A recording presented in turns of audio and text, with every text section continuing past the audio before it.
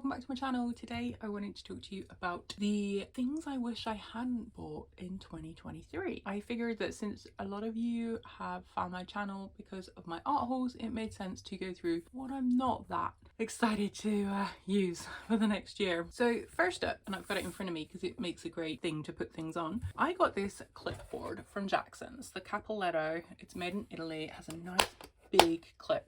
And I thought it would be great for taking out and about with me, you know, attaching my sketchbook to, so I had something to like lean on. And actually it's far too big. It doesn't fit into any of my bags, so I never take it with me. I sometimes use it when I'm sitting on the sofa, drawing with my partner, or drawing while my partner is watching telly, but otherwise I don't really use it. So this is something I wish I had not bought in 2023. Next up, we have Neocolor ones. I think I have 9 here. I have 10. I bought them because I love the Neocolor 2s. And so I got some of my favorite colors in the ones, and I don't like how they lay on paper. Maybe I need to experiment with them a little bit more, but I find them a lot drier and harder than the number 2s. And so I don't really use them as much as I thought I would. Yeah, so these were, I think these are like £2 or £2.50 each in pounds, so that's probably like £25 there I could have saved. I think this was about £14 as well. The third thing I wish I hadn't bought is this masking fluid from Jackson's. I'm not saying that it's bad. I wouldn't know because I haven't used it. I bought it because Jane Beata, whose Patreon I used to be in, recommended using a masking fluid. She used to use it quite a bit to keep areas white of the paper, as you would, but I find it's quite a fiddly idea, and I don't really have the interest in sitting there and putting masking fluid down before I do painting. So I've never used it. It just sits in my drawer, and maybe one day I'll use it, but it was probably something I didn't need to buy this year. We all know I love pencils, but I am regretting buying these Derwent Lightfast pencils. I only have 9, so 9 is better than, you know, a whole collection. But the only one I find myself occasionally reaching for now is this Nightshade, which is a beautiful purple. You will have seen it in one of my art hauls. But the rest I don't really reach for. I think it's something to do with the texture. Like, I love the colour of the Golden Sun.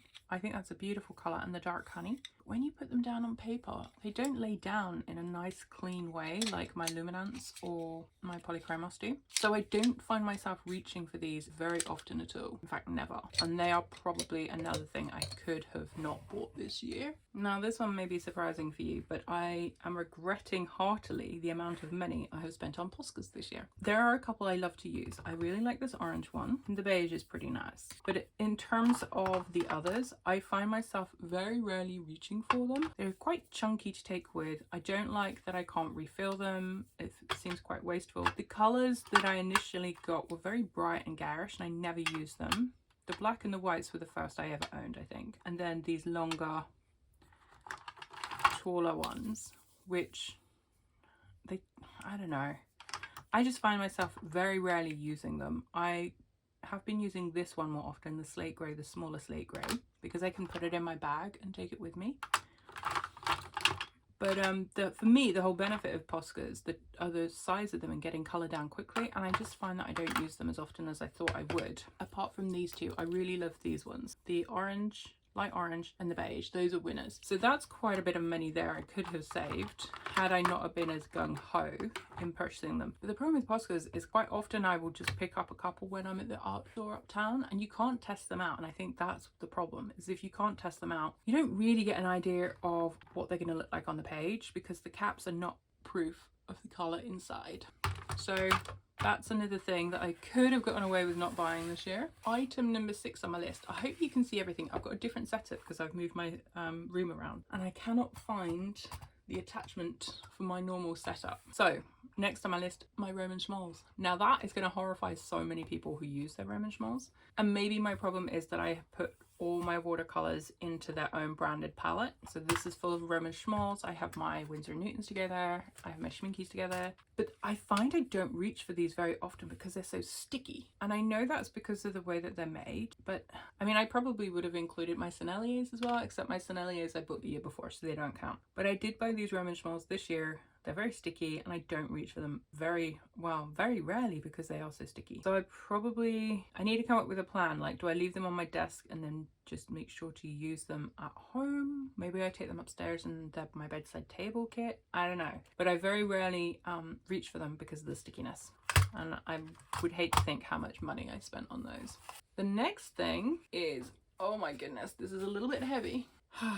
Acrylics. Now I know that you kind of have to go out and you have to experiment before you know if a medium is your thing or not. And for the most part, I do like some of the acrylics that I have here, like this golden Quin Red. I've got a Payne's Grey, I think the same brand. It's probably this one. Yeah, the Payne's Grey from Golden Acrylics.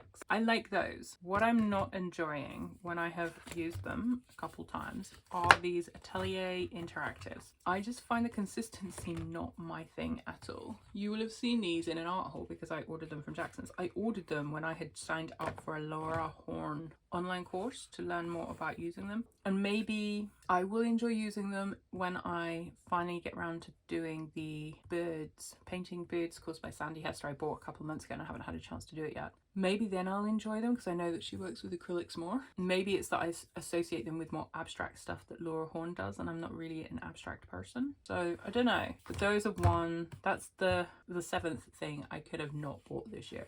And then finally, to round it up, I didn't technically buy this year, but I'm going to include it because I've seen people sharing it. I got this Etchalab palette, I think in 2021. Do you want to count how many times, or take a guess how many times I actually have used this in the years that I've had it? So it'll be, in February, it'll be 3 years. Let me show you what it's like on the inside. I got the 3, 6, 9, 12, 15, 18, the 19 pan. And it's just so messy. Like, I've taken it out a few times. It's heavy because it's made of like this ceramic-y stuff.